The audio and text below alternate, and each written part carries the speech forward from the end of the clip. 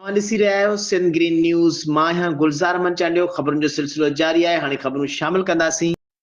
भिरियासिटी खां रिपोर्ट कर रहियो आहे राजा हुसैन। सोलंगी भिरियासिटी वेझो ॻोठ जलपाणी में 6 ॾिहाड़ा अॻु मक़तूल प्रोफेसर अली मुर्तज़ा जलपाणी जी बेवा सुमरा जलपाणी जो वीडियो बयान सोशल मीडिया ते वायरल। मुड़ुस जे कातिल खे जल्द गिरफ़्तार करण जी अपील करे वरिती आहे। भिरियासिटी भरिसां 6 ॾींहं अॻु पंहिंजे ई सोट हथां क़तल थियल कराचीअ जे हिक निजी यूनिवर्सिटी जे प्रोफेसर अली मुर्तज़ा जलपाणी जे कातिल जी गिरफ़्तार न थियण बैदि मक़तूल जी बेवा जो वीडियो बयान साम्हूं अची वियो आहे, जंहिं में मक़तूल जी बेवा सुमरा जलपाणी आला अख़्तियारनि खां अपील थी करे त मक़तूल मुड़ुस अली मुर्तज़ा जलपाणी जो कातिल संदसि सौट वकील गुलाम मुस्तफ़ा खे स्पित सां क़तल कयो हो। जवाबदार खे पुलिस अख़्तियारनि जल्द गिरफ़्तार करे कानून जे कटहरे में आणे मक़तूल जे खून सां इंसाफ़ कयो वञे। हुन चयो त संदसि मासूम 2 मासूम ॿारड़ा बि आहिनि। उन सां गॾोगॾु मक़तूल जी बेवा पुलिस मथां इल्ज़ाम हणंदे चयो त जवाबदार गुलाम मुस्तफ़ा बासर हुजण करे पुलिस संदसि ख़िलाफ़ कार्रवाई नथी करे।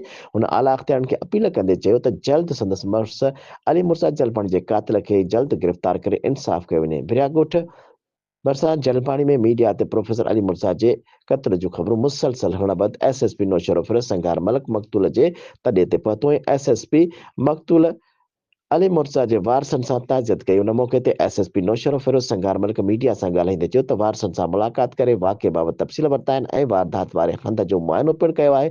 असांखे जीअं वाक़िए बाबति इतला मिलियो त एसएचओ फौरी वाक़िए वारे हंध पहुची गोलियुनि जा खोल गॾु कया आहिनि ऐं रत जा सैंपल वठी फॉरेंसिक लैब मोकिलिया आहिनि ऐं वारसनि जी फरियाद ते केस बि दाख़िल कयो वियो आहे, जंहिं बैदि हुननि जवाबदार पंहिंजे भाइटे खे नामज़द कयो आहे। डीएसपी एसएचओ ऐं भिरियासिटी खे सख़्ती सां हिदायतूं कयूं आहिनि त जल्द खां जल्द जवाबदार गिरफ़्तार करे कानून जी पकड़ में आंदो वञे। जांच जो मरहलो हली रहियो आहे। कराची, हैदराबाद ऐं नौशरो फिरोज़ में पुलिस मुख़्तलिफ़ हंधनि ते छापा हणी रही आहे। वारसनि सां पिणु उन हवाले सां तफ़सीली ॻाल्हि ॿोल्हि थी आहे।